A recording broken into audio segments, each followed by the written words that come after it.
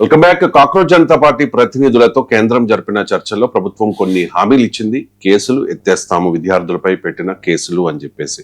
So విద్యార్థులపై కేసులు ఎత్తివేయకపోగా కొత్త కేసులు పెడుతూ ఉన్నారు అండ్ కొన్ని అరెస్టులు కూడా జరుగుతూ ఉన్నాయి అంటూ కాక్రోచ్ జనతా పార్టీ ప్రతినిధులు ఆరోపిస్తూ ఉన్నారు.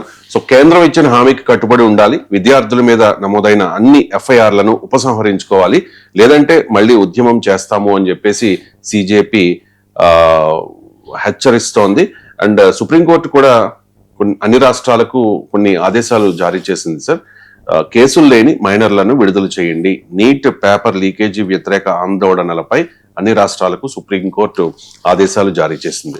సార్, హామీ ఇచ్చింది కేసులు ఎత్తేస్తామని, కానీ ఇప్పుడు పరిస్థితి చూస్తుంటే కొత్త కేసులు పెడుతూ ఉన్నారు, కొన్ని అరెస్టులు కూడా జరుగుతూ ఉన్నాయి అనేది ఒక వాదన. సార్, ఏంటి సార్, కేంద్రం ఎందుకు వెనక్కి తగ్గడం లేదు? ఈ విద్యార్థుల కేంద్రానికి సిజేపీకి మధ్య తర్వాత కూడా చర్చ జరిగాయి. కేంద్రము మేము చర్యలు తీసుకుంటామని చెప్పి హామీ ఇచ్చారు. ఇక్కడ క్వశ్చన్ ఏంటంటే, సుప్రీంకోర్టు కంపేర్ చేసేది చాలా మంది ఏంటంటే, సుప్రీంకోర్టు కేసులు లేని వారిని మైనర్లను మీరు వదిలేయండి అని చెప్తోంది, మిగతా వారిపైన విచారణ కంటిన్యూ చేసుకోవచ్చు అంటోంది కదా అని.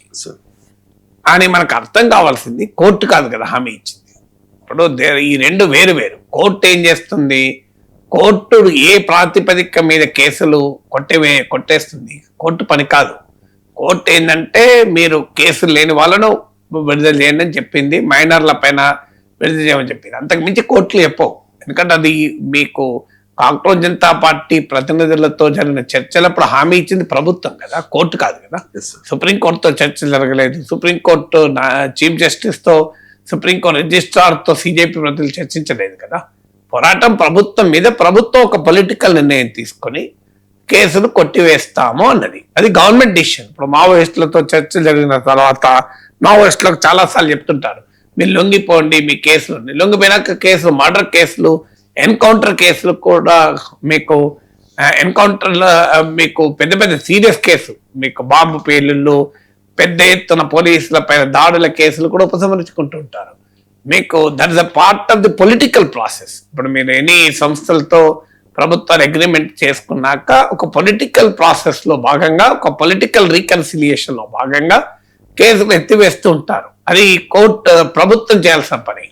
అందువల్ల ఇవాళ సుప్రీంకోర్టు అంతకన్నా మించి ఏమంటుంది, సుప్రీంకోర్టు పని కాదు కదా, సుప్రీంకోర్టు పొలిటికల్ డిసిషన్లు తీసుకోదు. అందువల్ల ఆ ప్రభుత్వంకి ఆ అధికారం ఉంటుంది కనుక ప్రభుత్వాన్ని తీసుకుంటానని హామీ ఇచ్చింది. ఏ అధికారం లేకుండా జేపీ నడ్డా ఎందుకు హామీ ఇచ్చి వెళ్తారు ప్రభుత్వం తరఫున? మేము కేసులన్నీ ఉపసంహరించుకుంటామని క్లియర్ గా హామీ ఇచ్చారు. అయితే ఇప్పుడు వాదన ఏమవుతుందంటే, మరి పోలీసులకు తగిలిన దెబ్బల సంగతి ఏంటి, మరి పోలీసులు కూడా కేసులు పెట్టారు కదా అని. ఇప్పుడు ఆ ఎవరైతే క్రిమినల్ ఎలిమెంట్స్ గనక ఎంటర్ అయ్యి క్రిమినల్ ఎలిమెంట్స్ చేస్తే వాళ్ళపైన చర్య తీసుకోవాల్సిందే. కానీ మనకు మీడియాలో వస్తున్నాయి ఏంటివి, మీకు లాఠీలకు నేల్స్ పెట్టి, మొలలు పెట్టి, ఇనుప చువ్వలు పెట్టి పెట్టినటువంటి లాఠీలు తీసుకొచ్చారు. అట్లాంటి లాఠీలు అవసరమా? దానికి తోడు మీరు అతి భయంకరంగా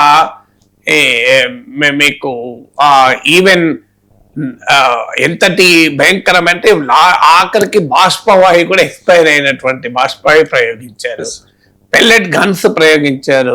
పెల్లెట్ గన్స్ ను అసలు అవి ఏరియా వెపన్. పెల్లెట్ గన్స్ ఎక్కడ వాడతారంటే, భయంకరమైన పబ్లిక్ ఆర్డర్ డిస్మాంటిల్ అయినప్పుడు, ఒక కంప్లీట్ కొలాప్స్ అయిన సిచ్యువేషన్ లో ఆ ప్రాంతంలో ఎవరున్నారన్నది కూడా చూడకుండా విచక్షణారహితమైన దాడి కొరకు పెల్లెట్ గన్ వాడతారు. బీహార్ లో అయితే AK-47 యూజ్ చేశారు. AK-47 ఒక పోలీస్ అధికారి. పెల్లెట్ గన్లు అయితే నీకు వ్యవస్థ ఉపయోగించింది కదా, ఇంకా ఒక పోలీస్ అధికారి అంటే పోనీ అతన్ని తప్పు పట్టచ్చు, అతని పైన చర్య తీసుకోవచ్చు. పెల్లెట్ గన్స్ ను వాడాలి అనేది అయితే పోలీస్ వ్యవస్థ నిర్ణయం. సో వ్యవస్థ నిర్ణయం తీసుకొని పెల్లెట్ గన్లు వాడడం ఏంటి? Pellet gun is an area weapon, it's not individual weapon. So అంటే అక్కడ ఎవరున్నా వాళ్ళను మీరు అటాక్ చేయదలుచుకున్నారా?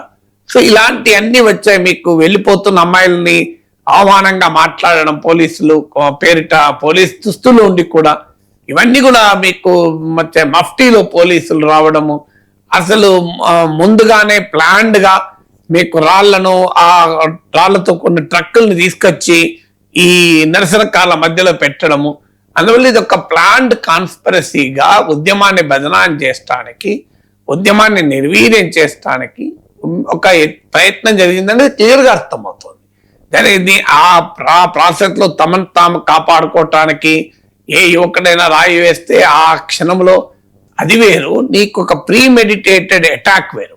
ఈ రెండింటి మధ్య తేడా ఉంది. ఇప్పుడు ఒకసారి పోలీసులు అటాక్ చేస్తూ ఉంటారు, లాఠీ చార్జ్ చేస్తుంటారు, తాము వెళ్ళిపోతున్నా వెనకాల పడి లాఠీ చార్జ్ చేస్తుంటారు. అప్పుడు కొన్ని సందర్భాల్లో ఏం చేస్తారు, ఆందోళనకారులు తమను తాము రక్షించుకోవటానికి కూడా విసురుతుంటారు. సో అందువల్ల దాన్ని ఒక టోటల్ కాంటెక్స్చువల్ గా చూడాల్సినటువంటి అవసరం ఉంది. ఫండమెంటల్ గా ఏంటి, పీస్ఫుల్ గా ప్రొటెస్ట్ పైన మీరు ఇనుప చువ్వలు పెట్టుకొని లాఠీలు ఎందుకు పట్టుకొచ్చారు, ఎందుకు పెల్లెట్ గన్లు వాడారు? పెల్లెట్ గన్లు వాడేటప్పుడు నడుము కింద భాగాన వాడాలని క్లియర్ గా చట్టం, మీకు స్టాండర్డ్ ఆపరేటింగ్ ప్రొసీజర్స్ ఉన్నాయి. మీరు అలాంటివి ఎందుకు వాడారు? తీవ్రవాదుల మీద వాడే వెపన్స్ ఎందుకు వాడారు? సో అందువల్ల క్లియర్ గా ఈ ఉద్యమాన్ని పెద్ద ఎత్తున అసలు ఆ మాటకంటే జేపీ నడ్డాతో చర్చలకు పిలిచి లాఠీ చార్జ్ చేయడం ఏంటి అంటే క్లియర్ గా ఈ పెద్ద ఎత్తున నిర్బంధంతో అణచివేయాలని చూశారు. అది జరగలేదు. జరగనప్పుడు ఒప్పందం చేసుకున్నారు. ఇప్పటికైనా ఒప్పందాన్ని హానర్ చేసి మీకు పరిస్థితుల్ని మళ్ళీ విషమింప చేయకుండా బాధ్యత ప్రభుత్వం పైన ఉంటుంది కదా. అలా కాదు, మేము ఏదో రూపంలో మళ్ళీ రెచ్చగొడతాం యువతరాన్ని అంటే అది ఏ రకంగా సరైంది? అంటే ఇప్పుడు వెళ్ళిపోయారంతా డిస్పర్స్ అయ్యారు కనుక ఇక మేము ఒక్కొక్కరిపైన కక్ష సాధింపు చర్యలు తీసుకుంటామంటే that is how the government should behave కాదు కదా. It is not the way government behave.